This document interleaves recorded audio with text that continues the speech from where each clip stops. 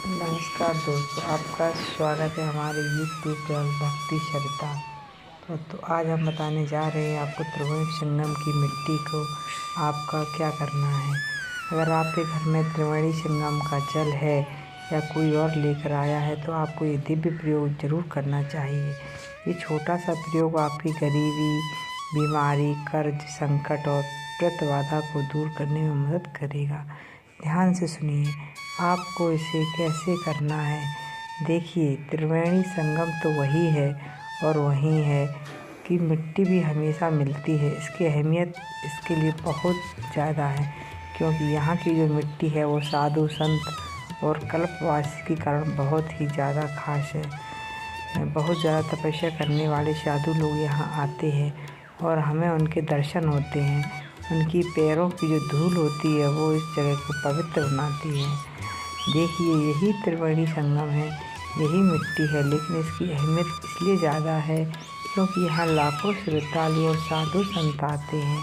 ये लोग कई सालों बाद कई गुप्त जगहों से आते हैं और हमें इनके दर्शन करना बहुत मुश्किल होता है। तो इस दुर्लभ मौके को हमेशा याद रखना चाहिए। ये मिट्टी यहीं से आती है। त्रिवेणी संगम का पानी यहाँ लाएं, लेकिन इसका सही से इस्तेमाल करना बहुत ज़रूरी है।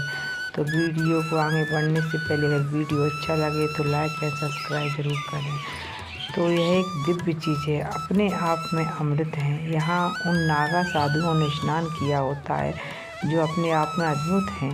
इनके दिव्य दर्शन और उनके चरण की रज गंगा, यमुना, सरस्वती, त्रिवेणी संगम की मिट्टी अपने आप में एक पावन चीज़ होती है। जल की अहमियत को जितना भी कहा जाए उतना कम है। गंगा जल अपने आप में पवित्र है और इसमें यमुना और सरस्वती भी है। त्रिवेणी संगम अपने आप में बहुत पवित्र है। इस महत्वता की बात करें तो सबसे खास त्रिवेणी संगम के पानी और वहाँ की मिट्टी की है। वहाँ कई अच्छी आत्माएं आती हैं और बड़े बड़े लोग भी आते हैं। इनकी इस जगह की अहमियत को सभी समझते हैं। देखिए, चीज़ें वही हैं, लेकिन ये पावन और पवित्र क्यों है, याद रखना बहुत ज़रूरी है। इसलिए आपको त्रिवेणी संगम का पानी घर लाने के लिए कुछ विधि विधान से करना है। तो सबसे पहले इसका पूजन कैसे किया जाता है, यह एक बहुत आसान तरीका है जो आपके घर में करना है। घर पर लाए त्रिवेणी संगम का पानी लाएं या खुद ही ले आए हों तो कोई बात नहीं। बस इसे प्लास्टिक की बोतल में ले आए हो तो कोई दिक्कत नहीं है। अब आपको इस स्टील या तांबे के लोटे में भरना है, या जो भी आपके पास है। गंगा जली बाज़ार में तांबे, स्टील या पीतल के लोटे मिलते हैं। ये सबसे अच्छे माने जाते हैं क्योंकि इसमें शुद्धता बनी रहती है। तो सबसे पहले इसे उसमें भर लेना चाहिए। और कहते हैं कि हमेशा मंदिर में त्रिवेणी संगम का पानी रखना चाहिए, लेकिन इससे पहले गंगा जल को थोड़ी देर अपने पितरों की याद में घर की रसोई में रखना चाहिए। रसोई साफ़ सुथरी होनी चाहिए। कर 2-3 मिनट के लिए अपने घर की रसोई में त्रिवेणी संगम का पानी रखो, फिर उसे अपने घर के मंदिर में रख दो। मंदिर में सबसे पहले प्रार्थना करो कि हे गंगे मैया, आपका स्वागत है मेरे घर पर, मेरे घर को आप पवित्र करें। ऐसा कहते हुए त्रिवेणी संगम के पानी को थोड़ा सा पूजन करना है। सबसे पहले इसे एक बर्तन में रखो, फिर उसमें रोली, चंदन, मौली और अक्षत डालो। उसके बाद त्रिवेणी संगम, श्री गंगा मैया या श्री शिवाय नमस्तभ्यम जैसे मंत्रों का ध्यान करो। इससे त्रिवेणी संगम के पानी में रोली डालो, चंदन, मौली और अक्षत चढ़ाइए, साथ ही फल भी चढ़ाइए।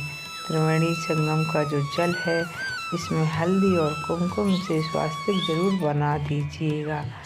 ऐसा करने से हर तरह की परेशानियां खत्म हो जाती हैं और शारीरिक, आर्थिक, मानसिक बंधन भी टूट जाते हैं। ये सब करने के अलावा आपको बता दूं कि त्रिवेणी संगम का जल कभी भी बासी नहीं होता है। महादेव की जटा में गंगा जल का खास महत्व है। तो दोस्तों, अब आगे वीडियो को आगे बढ़ने से पहले वीडियो को सब्सक्राइब एंड लाइक करें। आपको बता दें कि त्रिवेणी जंगल कभी भी वासी नहीं होता है। महादेव की जटा में गंगा जल का खास महत्व है। तो सबसे पहले आप सभी को जो गंगा जल का पवित्र उपयोग करना है वो शिवरात्रि या किसी भी शुभ तिथि जैसे पूर्णिमा एकादशी के व्रत पर करना चाहिए। आपने शास्त्रों में पढ़ा होगा कि पवित्र नदी में स्नान करना चाहिए, लेकिन अगर आप पवित्र नदी में स्नान नहीं कर पाते हैं तो आपको पवित्र जल का इस्तेमाल करना चाहिए। नहाने के पानी में आपको त्रिवेणी संगम का जल डालना चाहिए। बस एक बूंद डालें नहाने की बाल्टी में तो आपको पूरे साल भर तीर्थ नदी के स्नान का फल मिल जाएगा। इसके बाद आपको घर की रसोई में पूजा करनी है। रोली, चंदन, मौली, अक्षत आदि समर्पित करें और जो भी अष्टगंध हो उसे भी समर्पित करें। बाहर के बर्तन में रखें, अंदर नहीं लगाना है, नहीं तो खराब होने का डर रहता है, क्योंकि मिलावट का ज़माना है। थोड़ी सी भोग के रूप में प्रसाद आदि लगाकर अपने घर के मंदिर में रखना है। अब मैंने आपको बताया है कि स्नान के काम में लेना है। और शिवरात्रि या किसी भी शुभ तिथि पर अगर आप शिवलिंग पर गंगा जल चढ़ाते हैं तो आप अपने आप में 12 ज्योतिर्लिंग की पूजा का मतलब है कि शिवलिंग पर जो गंगा जल चढ़ाते हैं वो पितृ दोष से मुक्त हो जाता है और पितरों को सुख देने का काम होता है। तो आप शिवलिंग पर ये गंगा जल जरूर चढ़ाएं। इसके बाद आपको थोड़ा इसका आचमन करना मत भूलना। साथ में त्रिवेणी संसार का जल ले लो। और अगर आपको घर पर सूतक है या पातक की स्थिति है तो छिड़काव जरूर कर लो। आप जानते ही होंगे कि गंगा जमुना का ये जल सबसे श्रेष्ठ है, क्योंकि ये कभी बासी, पुराना या सूतक पातक की स्थिति में अपवित्र नहीं होता है। अगर आपके घर पर सूतक पातक की स्थिति होती है तो हर एक ऐसी बात है कि ग्रहण के वक्त अगर आपको अपने किसी अशुद्ध जगह पर रखा देखा है तो आपको पता ही होगा कि इसे कहीं ना कहीं पाप के जैसा माना जाता है। लोग सोचते हैं कि इस पर सूतक लग जाता है, लेकिन गंगा जल जो घर में रखा होता है वो कभी अपवित्र नहीं होता है। गंगा जल तो मृत्यु के में भी काम आता है और जन्म के वक्त भी। मतलब जब सूतक है, पातक है या कैसी भी स्थिति होती है तब घर की सफाई के लिए इसका इस्तेमाल किया जाता है। अगर किसी की मृत्यु हो जाए तो उस वक्त उसके मुंह में गंगा जल डालना ज़रूरी होता है, ताकि उसकी आत्मा शिवलोक में जा सके और साथ ही स्वर्ग भी मिले, धर्म, अर्थ, काम और मोक्ष को प्राप्ति हो सके और वो जीवन मृत्यु के चक्र से मुक्ति पा सके। अब मिट्टी की बात करें तो त्रिवेणी संगम की मिट्टी अपने आप में बहुत पवित्र है, क्योंकि यह साधु संतों के स्पर्श से अभिमंत्रित है। त्रिवेणी संगम के किनारे की मिट्टी कितनी पवित्र है यह शब्दों में कहना बहुत ही मुश्किल है। सरस्वती मैया, यमुना मैया, गंगा मैया के संगम की यह मिट्टी आपको अपने घर के मंदिर में रखनी चाहिए। जो किसी पवित्र गमले में डालो, जैसे तुलसी में भी डाल सकते हो या फिर किसी पेड़ की जड़ में भी डाल सकते हैं। इससे आपको बहुत अच्छे परिणाम मिलते हैं। अगर आपके घर पर कोई त्रिवेणी संगम नहीं जा पाया है तो उस मिट्टी में थोड़ा सा त्रिवेणी संगम की मिट्टी भी डाल दो, इससे भी बहुत अच्छे फल मिलते हैं। जब आपको त्रिवेणी संगम के जल की याद आती है तो सोचिए कि मैं जन्म और मृत्यु के चक्र से आई हूँ, मेरा मन ठीक नहीं है, अशुद्धि की भावना मेरे जीवन में आ रही है और कई रातों से मैंने गलत सपने आते हैं, बच्चे एकदम डर जाते हैं या कहीं ना कहीं आपको लगता है कि मेरे बच्चे मन में किसी तरह का डिस्ट्यूटेंस महसूस कर रहे हैं, तो कभी कभी उन्हें डर सा लग रहा है, बुरे सपने आते या फिर किसी अंतिम संस्कार की जगह से कुछ महसूस करते हैं, तो आप सबको यह जल अपने ऊपर छिड़कना है। यह 3 तरह का जल है। गंगा जल तो अपने आप में पवित्र है ही, सरस्वती और यमुना का जल इसे और भी खास बना देता है। अगर ये जल किसी जगह खास जगह से आया है तो इसे अपने ऊपर छिड़कें और थोड़ा सा ग्रहण करें। थोड़ा तुलसी माँ को समर्पित करने से प्रतिबाधा से मुक्ति मिलती है। त्रिवेणी संगम का जल आप सभी इस तरह इस्तेमाल करें और पूजा करें। ये जल अपने आप में चमत्कार है, अपने आप में श्रेष्ठ है। अगर आपको मासिक धर्म की स्थिति में है और गलती से इसका स्पर्श हो जाता है तो कोई चिंता की बात नहीं है। कोशिश करें कि इसे ना छुएं, लेकिन अगर स्पर्श हो भी जाता है तो मन में गलत भावना लाने की कोई ज़रूरत नहीं है। ये गलत ही हो नहीं सकता है, आपको बस इस भावना के साथ काम करना है। अगर आप यहाँ से पानी ला रहे हैं तो बिना दान के मत लीजिए। पुण्य के लिए यहाँ से पानी लाना सही नहीं है। देखिए, ये वेद शास्त्रों में लिखा हुआ है।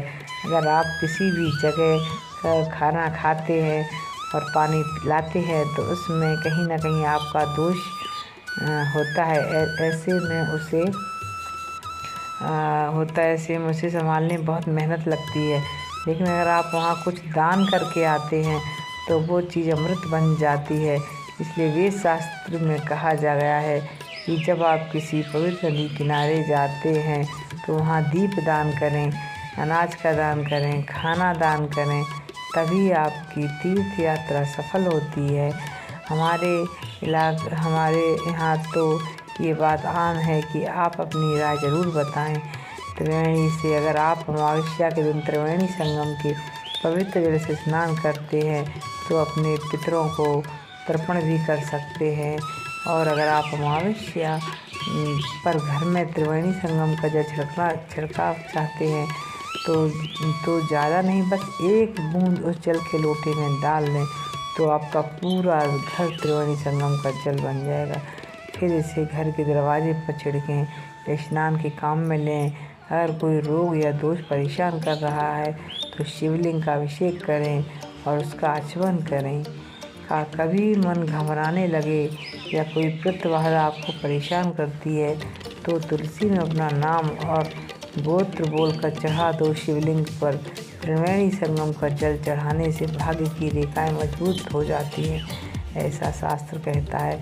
अगर दुख में हो तो कष्ट में हो या कर्ज में फंसे हो तो त्रिवेणी संगम के जल का यह खास उपाय करो और इस तरह से पूजा करो।